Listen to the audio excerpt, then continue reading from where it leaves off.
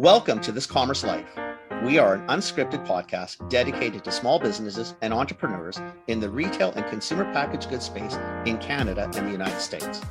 I am Phil Chang, co-host and co-founder. And I'm Kenny Vanucci, co-host and co-founder of This Commerce Life. Our love is the journey to retail, and our passion is sharing that with you every week.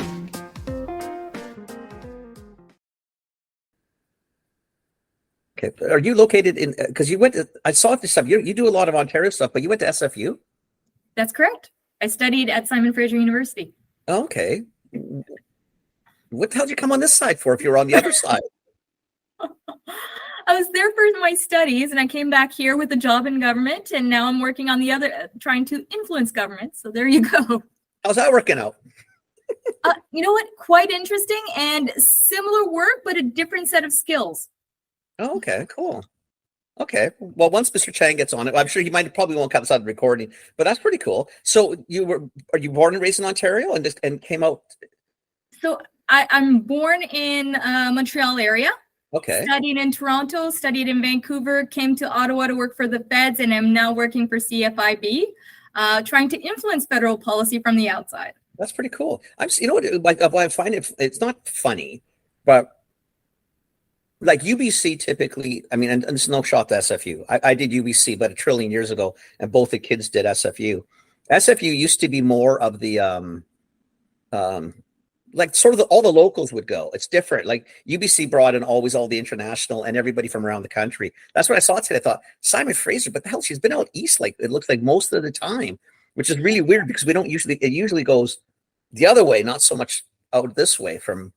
No, it's when I guess when I was looking for master's program, it was the one master's of public policy. There's a few that came up afterwards, but at the time was really focusing on public policy. I liked the mix of courses and co-ops and capstones. Like it just had a bit of everything.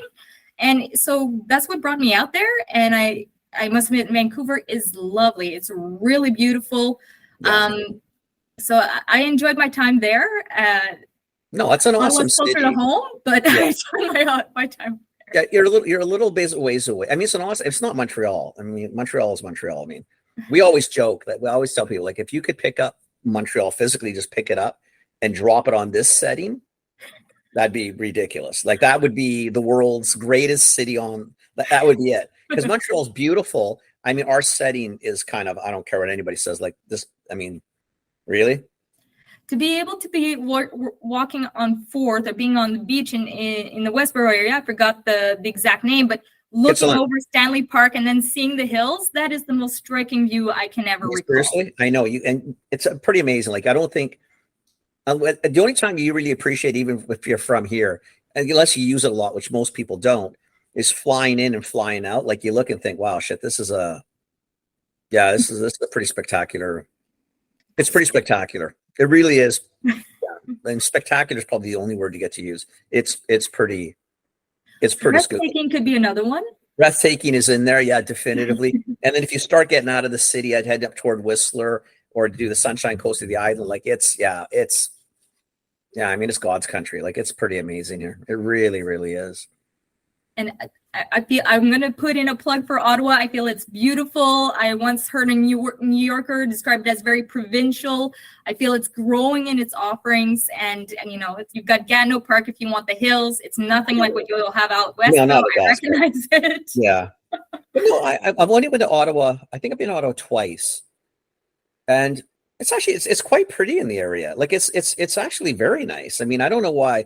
I mean, I guess it's a government town. Everybody, you know, people are like, it just becomes government-y or whatever that means. But I kind of liked it. I thought it was quite nice. It was, you know, I don't know. I listen. I've been to Winnipeg, Saskatoon, and I even Regina. Like, and I know everybody kicks them around, but I don't know. They're actually usually all pretty nice. People are friendly. I mean, what the hell, right? Maybe not sometimes have the best scenery like this city, but the people were awesome. Absolutely. Right. So I'm really not too sure what people did.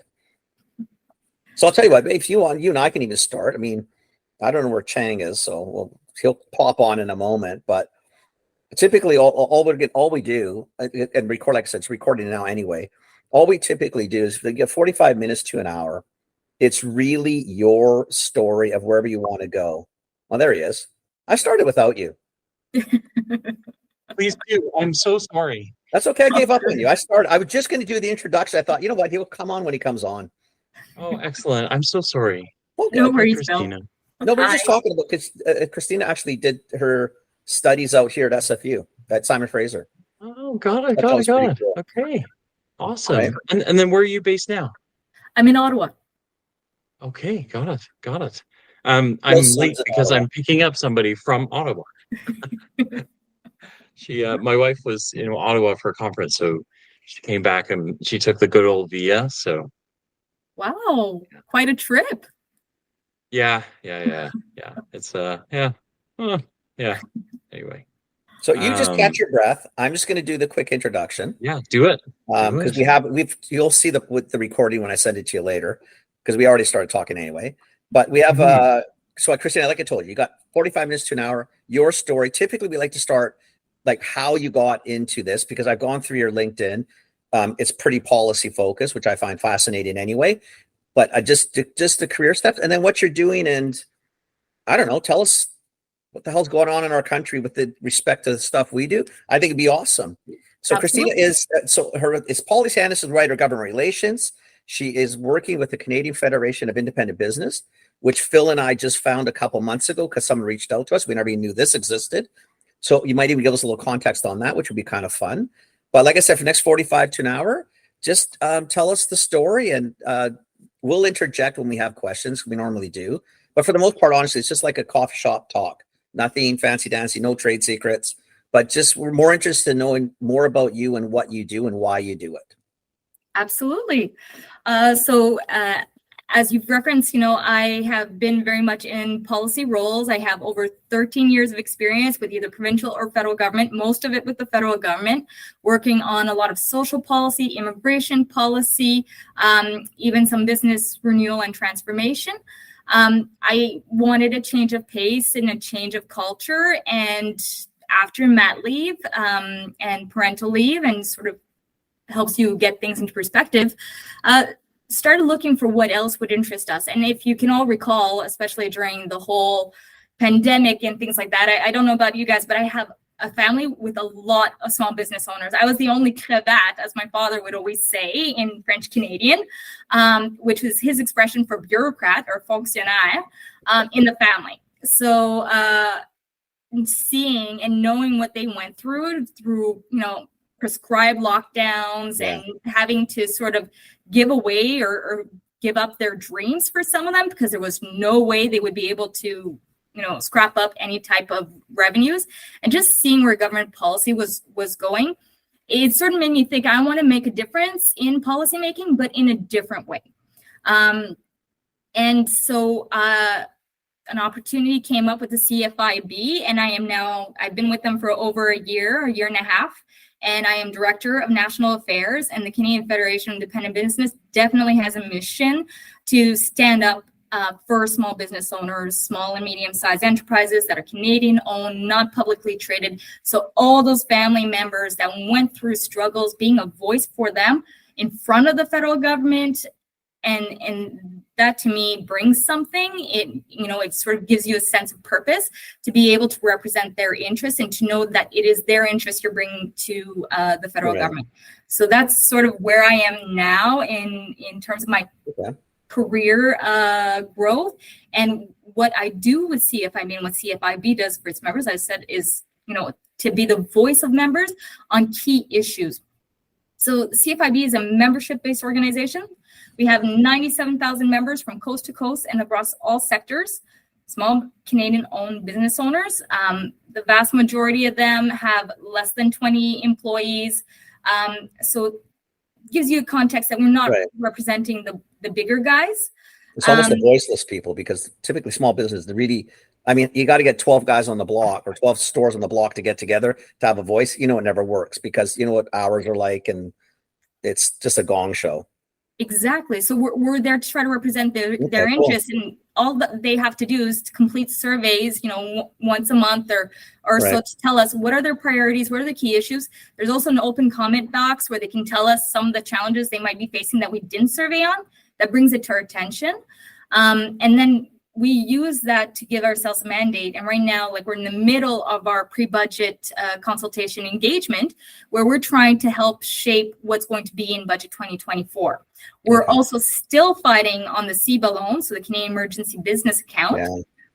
A lot of businesses from coast to coast took up that loan. They had to keep their doors open. And if you don't know, or if your viewers might not know everything about CEBA, it's a $60,000 loan, of which $20,000 could be forgivable if it was paid before the end of December was 2022, got extended to 2023. Now, January 18th, 2024. What a slap in the face that announcement was. 18 days. Unless you apply for refinancing, then you have until March 28th of 2024. Right. But we were hoping to hear there'd be at least a 1-year extension, and that didn't happen. The Prime Minister said that there was a 1-year extension. It wasn't to be able to keep that forgivable portion. It was a 1-year extension for the total duration of the program. So for those who don't pay it off by those first 2 days that I referenced, it gets converted into a term loan at 5% interest, and it has to be fully paid back at the end of 2026. But they lose out on the forgivable portion. So that $20,000 that they gets back to, they have to pay. See, I don't think people realize that there was a couple things, right? Is that, I actually want to ask you one thing before we go there. Is you said your family was in small business. I'm trying to get the context of even how you ended up being, because no matter what anybody says, typically small business, like, we all know it's the backbone of the country for large part. We know that so much of our country runs on small business, but it has no voice. And typically it's because if you didn't come from small business, like, what do you care? It's so much more fun to deal with big business and big issues. And I think people forget sort of the little guy. So if I might ask, like, your family, what businesses are they in? You're excited about this. A lot of different things. You know, I have one that has a small HR firm and also had a small gym, but I think she sold the gym since. I had another one that had this great tourism attraction that was based on a French show called Fort Royal, Défi. And they completely closed down because it was kids coming in, touching in a whole bunch of things. They couldn't do, sanitizing between each interaction. So there goes their retirement plan. It was a great and thriving business with a lot of clientele and engagement, but just no way to sustain themselves for 2 years. Just no way to get alternative revenues necessarily. So just too much of that physical touch and proximity, regardless of the public health measures there. And some of the other ones did do a bit better. So one which is owns a small brewery and with others, and it does filming, though filming ended up slowing down during that time. So those are just a few examples of various businesses. Others just took the time right across the board, huh? Right across the board. And all of them, and unfortunately, more probably negatively impacted by COVID. I mean, we all know, like, grocers, food, essential services weren't negatively impacted in terms of business viability, but the poor people are on the front lines dealing with all the sickness, angry people, like all the shit that they had to do. It's not fun, right? So then now, okay, at least I understand a little bit probably why you're passionate about it, because you've seen enough hardship to go through it. So I guess back to the CEBA thing, I think what people may not understand is when these loans were given to, this is when money was free. Like, literally, it's almost like people paid you to take their money. Interest rates were, near zero. I mean, they're now having to refinance at much different rates. Not that 5% is catastrophic, but if you were thinking of 1.5, and only 2/3 of the money being worried about, now you're at 5 and 5+ and on the total amount. We're hearing from some of our members that the rates that they're being quoted is like 14.7%. Now, that of course depends on the institution. 10 and 15. So it's not 14. That's a lot of money. That's crippling, because the principal on its own, the 20 grand that if you couldn't do it, that principal add-on hurts already. And then you tack on, when I got it, it was 1.5%, 2%. Shit, now I'm at 10 plus. it makes you want to, like, because last week we were talking about this with somebody, and we noted that, like, the BDC loan rates for repayment were kind of in the 11, 12, 13. 11%, right? And we were kind of like, what? This is, now we're at 14. It's like, oh my God, it's craziness. So I guess then the question, so you're obviously fighting this angle, which you can give us more details, because I'd love to know more about this. Yeah. And then sort of, what is your organization as a whole? I don't know. I don't know how you, I don't know. I feel for you right now, because honestly, you're in a really crappy spot, because I don't know, like, you have to fix this somehow. I just don't know what it is. So right now, our key thing, and we've done a call out to all our members, is to sort of put a human face before it. Call up your MP's office, try to meet with them, try to sort of send in and explain, what your situation is as a small business, how this policy is affecting them, how they might be hanging on by a straw. We have a petition on the CFIB website that business owners can sign, which we actually pull out when we meet with elected officials. And the first thing they'll do is start looking at it and saying, oh, I know this business. Oh, I've been there last week. I'll talk to them. And so it sort of resonates. And I think that's what we need to sort of bring elected officials towards, is to let's put aside the financial books and look at who might be affected and what they contribute to the economy. Interestingly enough, this month is Small Business Month in October. Right. And we've actually released a study that we did in partnership with a private sector firm that assessed and analyzed the value of $1 spent at a local business vis-a-vis, like, compared to a multinational or online. Right. People think it's about the same. There isn't any difference. No, small businesses contribute so much to the local economy, and they often try to source local, so it keeps the dollar local. You're talking about 66 cents local for a small business compared to 11 cents for a multinational and 8 cents if it's online. So you really want to help your community. I didn't realize it was that bad. It's a lot. Yeah. And so we're really trying to push the whole shop local. People see that it's important. We did also a public opinion report, right. And over 9 in 10 feel that it is important, but over 9 in 10 predominantly shop at the big stores. Trust me, we in this country, we know that for sure, because that's another policy issue that we sort of just allowed 4 or 5 people to pretty much own most of that channel in this country, and then we wonder why 80% of our grocery. Yeah, five major banners. That's great. Seriously, it's great. And then they wonder why shit is where it is. But that is a funny. This podcast is going to go all over the place, but you did pull on something really interesting. Is it's a little bit like greenwashing, right? Brands believe that if you say you're environmentally friendly or you're green, that people are going to buy you, and everyone answers the same way, right? When you survey, they say, oh yeah, if it's environmentally friendly, I'll definitely buy it. But then what we really see at the till is, no, only if it's the same price as the national unenvironmentally friendly product, right? And like kind of buying local, I would say it's helpful when it's not, when it's not when it's not inconvenient, right? Or it's not more expensive, or, so everyone says, yes, I'll buy local, but it's hard. It's actually, nobody really does it, which is a shame. I think people don't understand what you're getting at, Christina, is that when you go to, call them a mom and pop for lack of a better, but you go to a local restaurant versus, like, so in Vancouver, instead of going to a Loblaws, not that we're picking on Loblaws, but the majority of that money is funneled into another province. So if you're in my province, that money is going back east because that's where head offices, et cetera. If you go to a mom and pop on the same street or close to it, that person's money is going into the employees of the store, which live in the neighborhood. It's probably going back into the restaurants within the neighborhood. It's going into other stores within the money stays in the neighborhood, goes into the community centers. It goes into local taxes, more like everything compounds. Like, I don't think sometimes people think of it that way. And a lot of the local stores will likely have agreements with, let's say, food banks and things like that to absolutely give, or different food programs to give back to their community. They'll often sponsor little league teams or have auctions or host those little Girl Guides and Boy Scouts for them. Exactly. So they give a lot to the community and they contribute to the community vibe. And, that's what's important. We need to keep our main streets strong. Are you finding, so I'll tell you one thing why I pushed down this, because I can't remember the number, but like it was announced like a couple weeks ago, like Vancouver, like most cities, like Montreal for sure, where you're from, in Toronto, like we used to have corner stores like everywhere.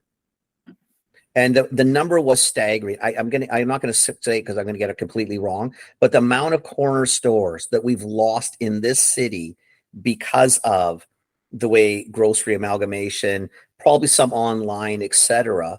I don't know people understand what that pulls from the neighborhood. When you were able to go down the street to your neighborhood butcher, neighborhood grocer, whatever it was, now you have to get in cars. Now you're driving. And again, the money is not staying in the community, but I'm still dying to understand, because like Phil's right, we're going to be tangential here, is what can you guys do though, from like, how do you influence policy when we say what we want and what's important to us, and quite frankly, when the money comes out of the pocket, we do the opposite? Okay. So with regards to the money, I think you're talking about more the individual aspect, and of that we're trying to be public with the report. We have little publication campaigns about shop local, which I'm happy to send your way afterwards, like different flyers and social media that we encourage individuals to share. We actually have a big thank you contest where individuals, your viewers, for example, can nominate other small businesses, and they in the business stand to win a little something. So, that's a way we're trying to engage the public and encourage spending local. Okay. So we do have a bit of that marketing arm that we offer for our members in terms of representing their interests before government. Like I said, those surveys, those comments, we take it to politicians during COVID when they were coming out with programs that just didn't make sense for small businesses. We used that data, and we would actually have regular briefings with department officials and political officials to tell them this is what our members are telling us, and we would see changes in policy. Now with CEBA and the loan extension, we've had over 90 meetings in the past year where we raised CEBA. We've had joint letters where 250 employer organizations, if not more, signed it. We've also have a petition that over 47,000 small businesses have signed, and that's the petition I referenced that is being pulled out, presented to MPs, and they're looking at it and they're like, okay. Now that this latest announcement, this disappointing announcement came out in September, we're really asking and encouraging our members to share their stories. Our president sometimes tweets them out, but we're also telling them contact your MP and make them realize that the individuals that are behind them and also the impact it will have on their community. For example, we have a member out west actually that has a small little granola production, organic granola production. Wonderful. She believes in her product. She gives it to a school breakfast program. She gives it to a street outreach program. She provides also some product to local food banks. She employs a few people and she employs herself. She's struggling with the CEBA loan. She closes down. Look at what that community impact will have. Some of it which can't be quantified or monetized. Right. And that's what you're losing out. All those programs she helps support will have to find other suppliers or be constrained in what they can end up providing. Right. So that's the reality that we need to sort of help bridge. But we've done a lot of quantifiable, like a lot of reports, and we're trying to share our statistics.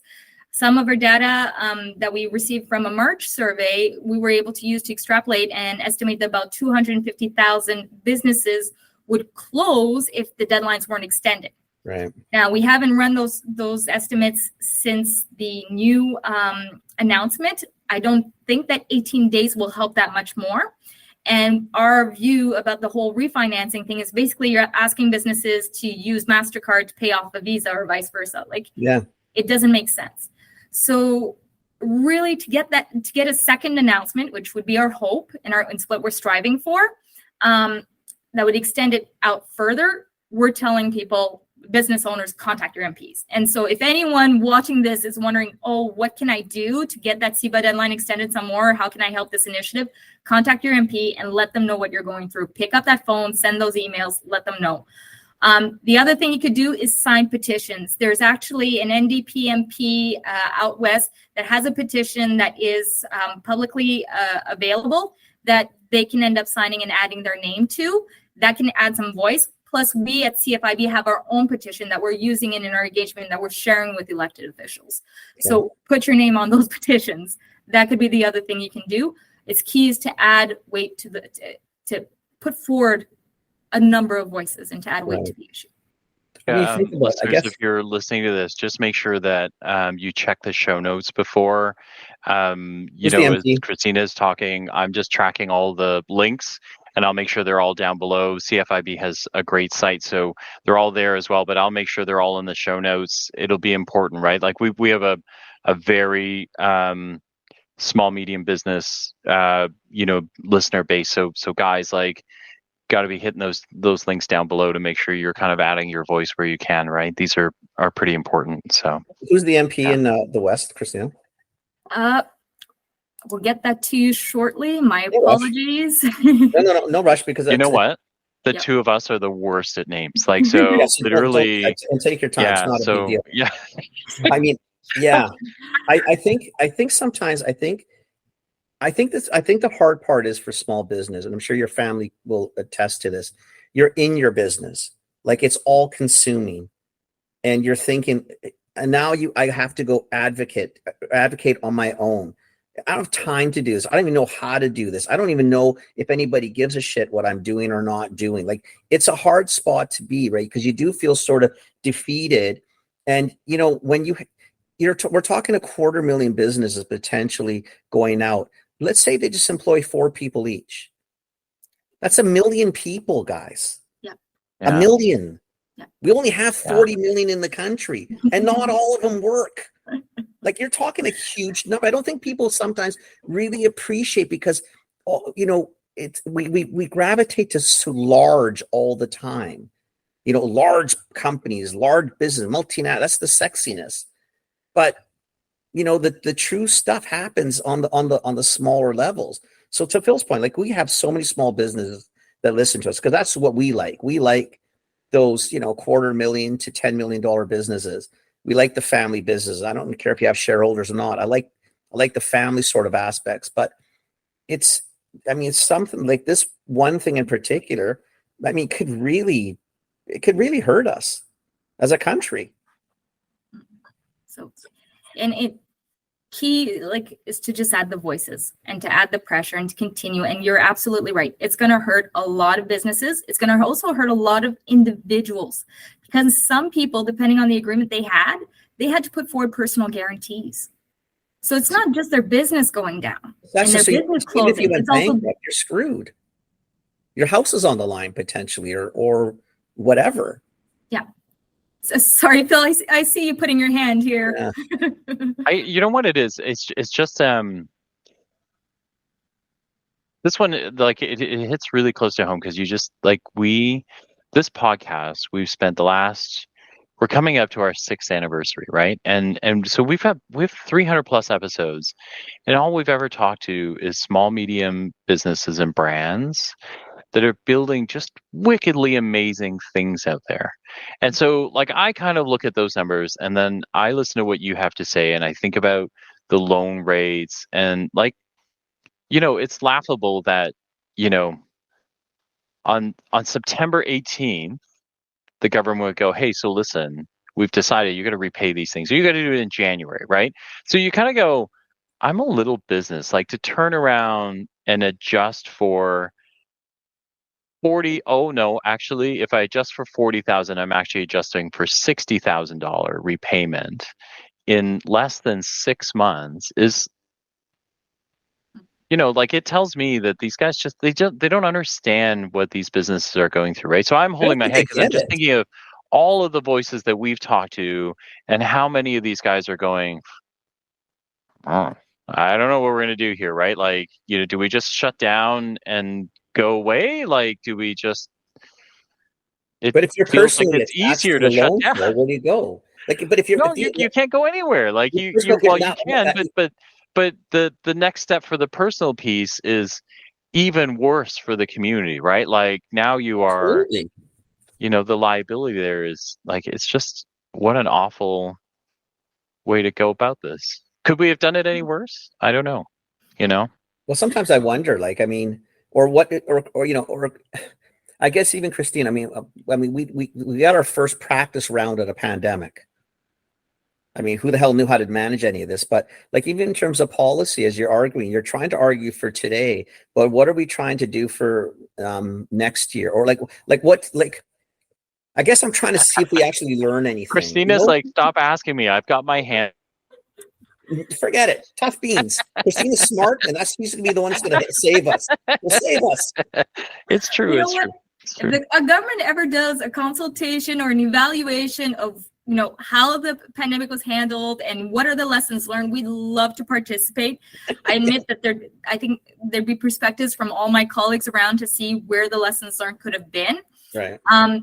And just like, I feel a lot of it was communication and messaging, and just like, as business owners, you have a dream. You're optimistic about that dream. And what we're seeing now is optimism levels are quite low. Yeah. But initially it's saying, oh yeah, this is going to last 2 weeks. Oh, and 2 more weeks. And then, just never ending, having to base decisions on information that's constantly evolving. I think having more of a how can I say, realistic view from the beginning, and clearly communicating where things are going to be so that people can make the appropriate choices from the outset is number one. That would be one key recommendation. That's crazy. That's crazy talk. Craziness. Be prepared, see the Be future. Prepared, Come on. Think ahead. Come on. What kind of podcast is this? Oh gosh. So I'll just circle back. The MP was Taylor. Backracks. Does that tell you something? Not for me. It upsets me a little bit because I have my MP actually typically is the guy who goes out and would advocate for this type of thing. So I'm a little bit upset with Don Davies not being the one that's named that just got dropped right now as a hint, nudge, nudge. Okay. Let's get our shit together. One of those. Especially when he's in a very blue collar, lia, like, let's go, giddy up. At least your guy's doing something. My guy hasn't even shown up. So, your guy's MIA. I don't know where your guy went. I'm Mississauga East. I'm terribly disappointed. He hasn't shown up for a single issue, but we shouldn't go there. We should move on. So yeah, like, a lot of issues facing small businesses. Some of them are doing well. We are like, I don't want to be Debbie Downer on everything. Some of those businesses are doing well, and actually we're able to pivot, or the pandemic ended up aligning or serving their objective. It fell into their niche. Right.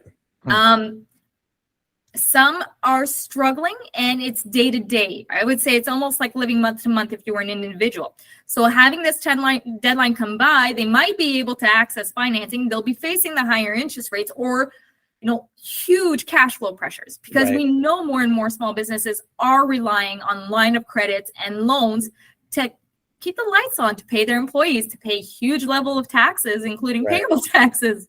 So, that's part of the reality. And we also know from our membership surveys that costs have been increasing on all sides and all lines of business. Yeah. So we're definitely bringing those concerns up to government, and for the federal government saying, hey, reduce red tape. That doesn't cost you anything, and it can give time and money to employers in terms of, or small business owners in terms of compliance costs. Right. We're also asking them to reduce taxes, including, it wouldn't affect BC as much because they're in their own system, but, the carbon tax, thinking of putting pause on it, and maybe even reallocating some of the funds that they've received so far in revenues that are supposed to be allocated or going back to small businesses.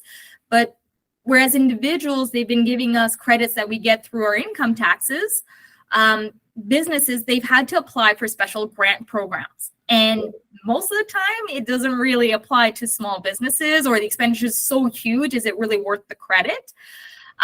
So it's been out of reach. It doesn't make sense. So it's not getting back to the small business owners that are paying a huge chunk of this, and many can't pass on the full costs of the taxes and price increases that they're facing. It's getting to their margins. So revenues are low, profits even lower. Because they're going to lose customers. We're seeing demand soften. for Right. services and goods that are provided by small businesses that are more discretionary, particularly.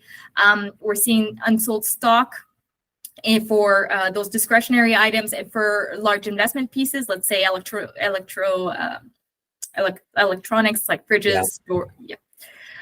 So those are some of the areas or the realities small business owners are facing, and that we're trying to advocate for them, that we're bringing forward to MPs. And they're reacting, they're aware of it. There are many other dynamics at play. So it's keys for us to keep on finding pressures, figuring out what are the messages and some of the key players that we can bring forward, and working with government where we can. So we really look to support good policy that supports small business owners, and that's all on the advocacy side. Right. I'm going to tell you a bit more. Like, we do advocacy. I do advocacy federally. I have colleagues that do it provincially. And we'll be right back. This episode is sponsored by Field Agent Canada. We want to talk to you about their program called the Buy and Try program. And it's a pretty cool program because it allows you to get category feedback. It allows you to get product feedback and then retention feedback. So what does that mean? So category feedback, you can see what field agent consumers are buying on shelf. And then when you encourage them, when you use Buy and Try, they purchase your product at a specified store, and then they tell you about the feedback in the in-store experience. Then they take it home, they try the product, and they give you feedback about the product experience itself. So does it taste great? Packaging, do my kids love it? Those sort of things. Not just about the product on this one. So they'll actually even tell me where they found it in a store, how they found it. Correct. Oh, wow. Correct. Yeah. Okay, and so that's a little different than just the normal buy and try, right? Yeah, correct. Because now you're getting a shelf experience. If you're trying to figure out what sections you want to be in, Did they find it displayed? Did they find it on shelf? It was hard to find, or or I couldn't find it. I asked the store, and the store couldn't find it. Right, so it took me a long time to find it. Those sort of things, right? Interesting. So then you get feedback when they get home. They open it. Was it hard to open? Did the box rip? Now I've got a hard time keeping it. And then does it taste good? Does it taste awful? This stuff's disgusting. All of those things you get. And then the shopper will also tell you what their repurchase intention is. Like, now that I've tried it, would I buy it again? And then they actually share a repurchase for you when they actually buy it, again. So that in real time. Correct. But all of this allows you to, like a brand, to figure out, what is happening, so like a product like that you and I run, like OGB, we could put it through this, and then people could tell us, what we know already is that on our 300-gram bags, they hate the opening on the bag. We don't talk about that, but we hate the opening on the bags, and we're sure consumers do too. And one day we'll fix it, right? But they love the product enough that they'll keep buying it on shelf despite the bad bag opening, which we also know is true, right? But all of these things you could find out as you're building product or iterating on products. So that we think those are true, and you may find out that nobody does care. It's only the only opening bugs me and you. That's true. And maybe the product's okay that way. Yeah, that is. Or maybe true. the product's too sweet, or maybe not sweet enough. Yeah, and then it's one thing to ask all your friends, did you try it? Yes, I love it. And then, would you buy it again? Yes, I would, except you don't see any purchases come back again. No, because it's not going to be that. This is a real consumer who will actually repurchase, and then when they do repurchase, you'll actually see them come back. So then now you've got a sense on possibly turns or continuity, right? Like things like that are kind of. I like that, because I think the insights you can pull on that. I mean, then you can pull different placement insights, promotion insights, pricing insights, etc. It's no wonder that Field Agent is 12 years old and probably going to make it to 100, because that's a pretty cool. We'd like to be clear. Jeff Doucette is not 12 years old. Jeff Doucette might be 12 years old, but he is not 12 years old. But Field Agent is 12 years old. Happy birthday, Field and Agent. happy That's pretty birthday, impressive. Field Good job on you and the team. I mean, you guys offer a really cool service for brands out there. Even if you do act like 12, that's really got nothing to do with the commercial here. And now back to the podcast. Ask you about the split is because mine, from what I read on you're much more federally. So when you're talking payroll taxes, for example, there's two levels in that. There's probably three. Municipalities come into play too. So it's trying. I guess you could go at government from 75,000 angles, right? And there's a billion things to go at. But maybe let's do it that like. And I'll tell you, I'm asking it. If there's hot buttons, because I know you did a podcast on payroll taxes, for example. So let's say that's a hot button at the federal level. I'm assuming that's a hot button with your provincial counterparts and potentially your municipal. So again, even if we just got everybody sort of, I worry sometimes when the bucket's so big, it's just overwhelming, and you just give up, or it doesn't compute. So like, are there certain things that you're finding that maybe we get some wins on, or that would have a bigger impact than others, so we're not wasting time in the wrong bucket? Does that, you know what I'm trying to say? Like, so we do try to prioritize based on our members' greatest priority, right? And where we push for it. So payroll taxes, that's definitely something we're pushing on because they're set to go up again on January 1st, hoping or asking for a credit, at least for small business owners, right. Similar to the one that was introduced in 2015 and 2016. The thing is, it is a credit, so it comes afterwards, versus, so you still have to pay the source deduction. Right. So you were talking about payroll taxes and where they apply. It's mainly federally. Yeah. There are some jurisdictions, some provinces that apply it provincially. Provincially, of course, WCB, so that's across the country. Right. But if you're in Quebec, you've got a total of 7 payroll taxes to pay. 7. Yes. Do we need 8? Like it's like it was 7. I mean, was 2 not enough? Like, was there a magic number you guys are looking for? I did not know that. That's crazy. In BC, there's the education and health tax that they have to pay. We know. Yeah. So, but in Quebec, they've got that. They've got a labor code type of enforcement tax. They've got sort of a education and training fund tax. So it adds up. Quickly. Yeah. And also EI is 2-pronged for them because they took over the parental benefits. So employers pay EI, but at a lower rate. However, they pay the QPIP for more income because there's greater income coverage. So yes. So across the country, your members are facing very different situations. You reference a blog that I did. I also co-authored a report on payroll taxes. I know our Quebec legislative team is using it in their engagement with the Quebec government. It's also in the hands of our provincial legislative team in BC and some of the other provinces that have those supplementary payroll taxes. It just makes you wonder sometimes, though, right? Because we all know that we all want things like hospitals and schools, which are kind of critical, for us in general. But I mean, and maybe I don't. It just seems to be. It always seems to be disproportionately pushed upon the ones that probably have the hardest time to work around it. There's not a lot of outs. Like, do you know what I mean? So those who have, like, let's say in business, the large don't seem to ever pay the proportionate amount that they should versus the small. And the smalls are all typically, like we said from the beginning, here. They're in your freaking neighborhood. Yeah. Can I want to switch gears just for a second, because I think we could do this all day. There's all sorts of things wrong, and I think what you're doing is amazing. So but you are membership based, so I wanted to just maybe take a second, because I think there are there's so many things you could be members of, but it seems like if you're, whether you're part of CFIB or not, you're getting some benefits from you guys, advocating Yes. on behalf of all small businesses. I wanted to give you a chance to talk about like some of the member benefits as well, because I think at this point everyone's going, holy shit, the world's falling apart. It is sort of.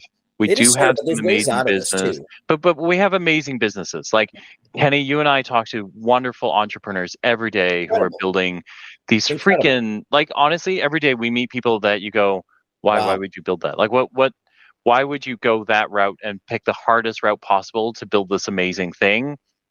And yet it's amazing, right? So I guess I'm curious to, like, for some of those members that are going, yeah, I'm building a freaking hard but amazing thing. What do I get? Like, so if I sign up for something like CFIB, like what's the deal? I So guess.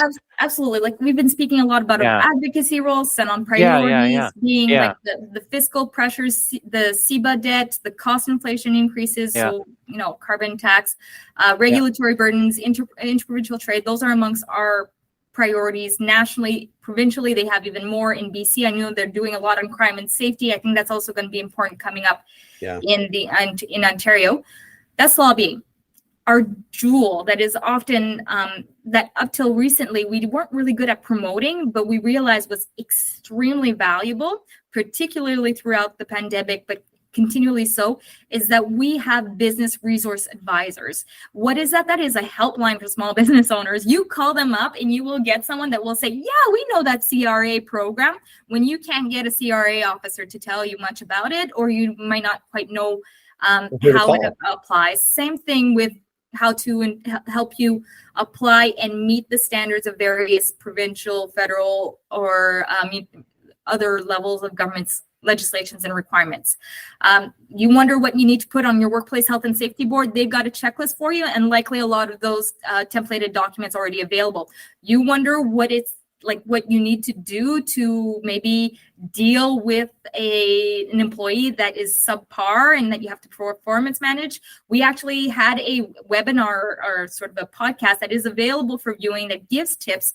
But you know what? If you do have to end up terminating the employee, we've got template letters for that. You don't need to go to a lawyer necessarily. You might, if you want to run it by a lawyer, great, but we've got it and it's meant to code. And we've had others say, yeah, I had previously asked a lawyer for this letter. It cost me thousands of dollars. I got it from CFIB. It's the same. Right. So that is a savings potential, is just getting all those resources, those templates right away. We have an HR hub that provides our members with like hiring to termination or to retirement transitions, all the resources and steps that they would need, and what they could where they might be able to get more resources to help them out. It outlines all the statutory holidays per provinces, things like that. We also have a wellness hub because, they need to take care of themselves or take care of their employees' mental well-being. So there's resources there. As I referenced, you can pick up the call and they can help you with some CRA questions. Everyone, whether you're a sole proprietor or whether you're the only employee or you have several employees, you're probably dealing with CRA. I'm sorry. No, it's okay. That's part of all of us. So that's the jewel. That's when people start, like not making eye contact. See, no. They're not looking for me. I don't. So that's one of the big pieces, is that these business resource advisors, they're really, like, I've heard lots of good things and lots of good feedback from our members about that service. It's not always well known. Sometimes they're an afterthought.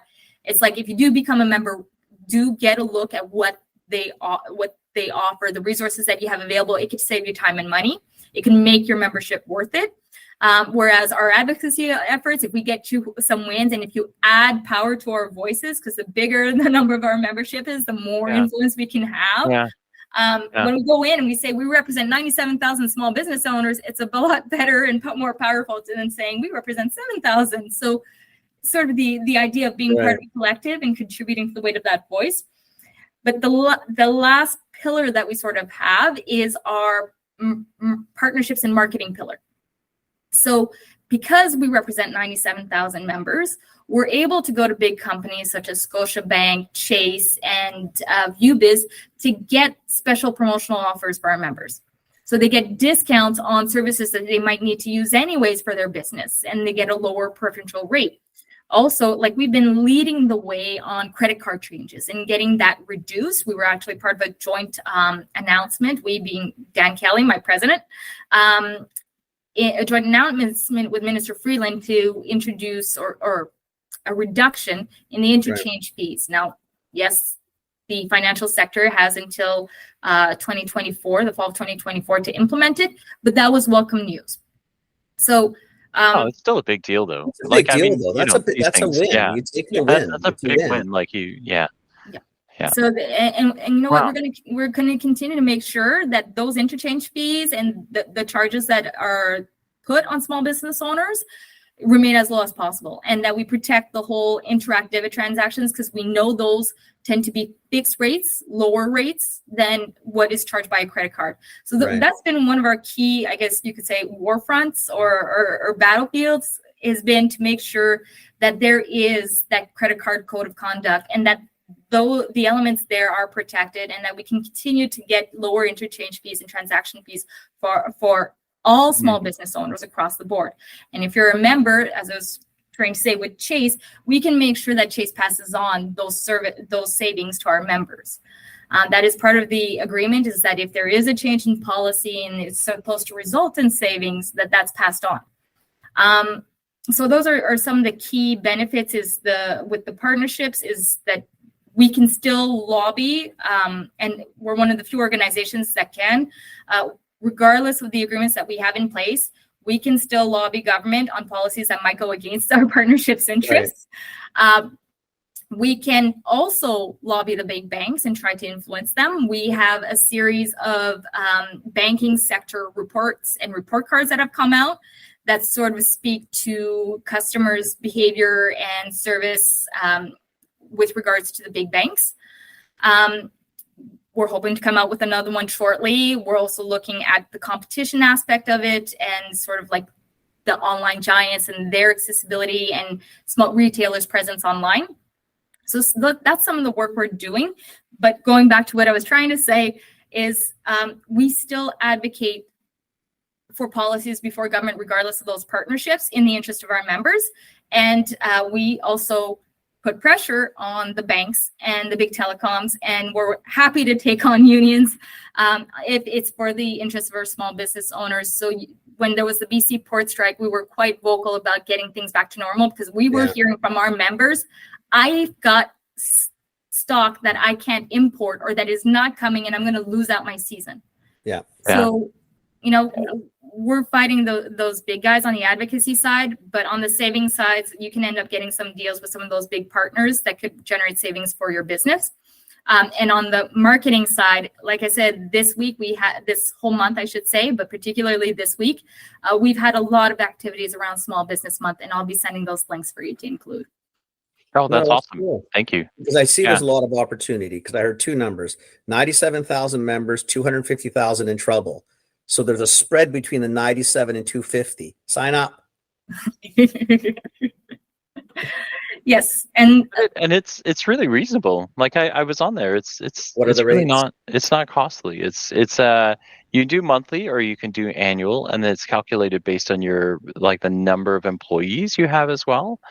So it's really That's okay. It's really then. reasonable. Like for us, I think it'll cost us. It looks like it's going to cost us about $500 for the year, but based on the savings alone, gonna make it all back. It's easy. It's really not that big of a deal. Honestly, you know what? You grab one of those templates that you might have to go to a lawyer for, and you've saved yourself your It's entire $500 at minimum. Yeah, you're dead before you start. Yeah. So, I mean, in essence, it's a freebie. Yeah. And realistically, you know, if you grab two or three things, or you hop on a webinar, Oh my gosh. I mean, you can get it. And plus, Oh if my anything, gosh. you're just adding a little more voice to a pool that's hard. Mhm. It's hard on small business. We just don't get we lost a small business during COVID too, right? It's because it was just tough. I mean, the way they handled the rent subsidies made no freaking sense. I mean, because our landlord didn't take advantage of it, so we didn't get the benefit of it. I mean, it's the stupidity of things sometimes, of how they. I think sometimes they don't know, and if you don't know, don't do it. Then ask, talk to people like your guys's, so you have a voice, because this is an important sector of this country Mm. and of our economy in Mhm. general, right? Got to protect it a little bit. So hopefully more small businesses will take a look at what you guys are doing, sign up, because the bigger the voice, the better. Like that's how you influence change. Absolutely. Right. And we do our best to support our members. So if there's a really, like, if we get an issue that's brought to our attention that just does not align with the law and there seems to be a misapplication of what's there, we can help try to escalate the case and bring it to the attention of the right federal officials or push for a policy change. Right. So I often feel like our members, that's why I said those comments are important, but you could also reach out through BR. Is sometimes they're little canneries and they're telling us, hey, there's an issue here and we can help shine the light on it. Which is awesome. So that's a very important element. But yes, one of our partners is, or one of the services that we now have on offer in partnership with MasterCard is that we actually have an online cybersecurity course that can be viewed by, of course, the members, gone through by their employees and even their family members who might be using the same network, just to ensure that they're all aware. Of the so dangerous risk. Right now. Yeah. Exactly. We're constantly hearing about breach everywhere. So just that, if you're wondering, if I could get good support and courses and free training with my membership for my employees, that's one of the benefits of becoming a CFIB member is that cybersecurity training. Yeah. That's awesome. I mean, Phil and I are pretty, there's a few in the country that we really do try to push and back because I don't think people sometimes understand that these organizations can really be good for you if you use them. It's up to you to use. You're an individual. You have to participate and you have to look. You can't complain. Sign up, take advantage of it, and add voice. Just add voice. But to every small business owner, because we hear this a lot, right? Is they say, "Oh, we're alone in this, right? We're alone because you feel that way." Nobody really. Yeah. I mean, look, like Kenny and I are both contractors as well, and so there are moments where you go, "Yay, I did something," and you look around and there's nobody in the room, right? Because it's just you. So you say, "Yay, I celebrate." You tell your spouse like, "Yay," but I don't know, I don't understand what you did, but yay, right? Is that all you did today? But now, like, there's this membership that has 97,000 people who actually understand what you're going through and probably have been through it, right? Most of them have been through it in some form or another, and you'll know it because you go in and you'll realize you that first template, you'll go, oh shit, somebody actually understands like all the questions I have. And you go, because probably like another 1,000 people just downloaded the same template, right? Like, it's kind of cool. Like I actually really love that, right? Like, because you really aren't, I think it's awesome. Thank you for doing this. Thanks, Christina, for coming on. Thank you for having me. Yeah. Thank you to you and CFIB for what you guys do. It's we didn't know you guys were there, but it's really awesome what you do. And we're gonna. So if you send me all your links, I'll make sure they're in there. And then I have already been marking up my screen printed version of your website, so I've got a whole bunch of things. And then I think what Kenny and I are going to figure out right after this is how we get you out. We've kind of a really big queue, but I think we're going to just wedge a space in here because I feel like because I feel like people need to hear this episode sooner than not. So sorry to some of the other folks on the podcast schedule, but you're getting. You can blame me because I'm going to weasel. I'm going to put it where I want to put it. We're gonna just wedge an opening and make sure Christina gets in here because I think it's important. I think it's really important people hear this one. So Thank you very much. Awesome. And if you need any further links other than the ones I sent you, any further information, you want to do a catch-up chat, let me know.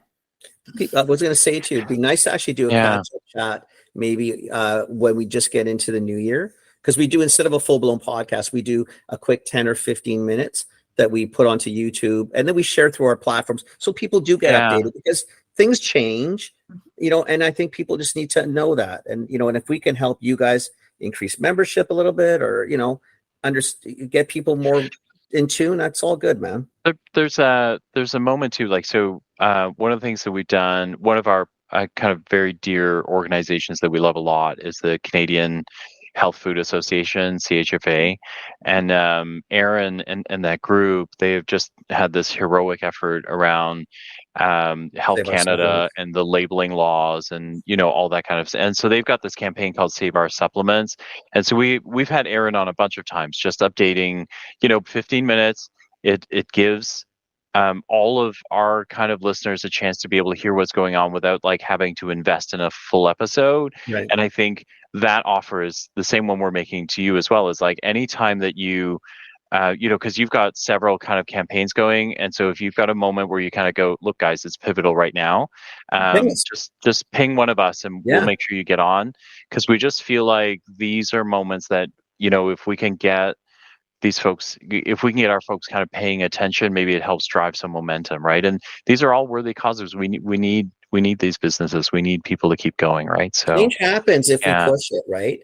It's when you take your foot off the pedal that it goes sideways. So if we just keep putting pressure, we get distracted, right? Like, no, we can make small things, business make people things get better. distracted.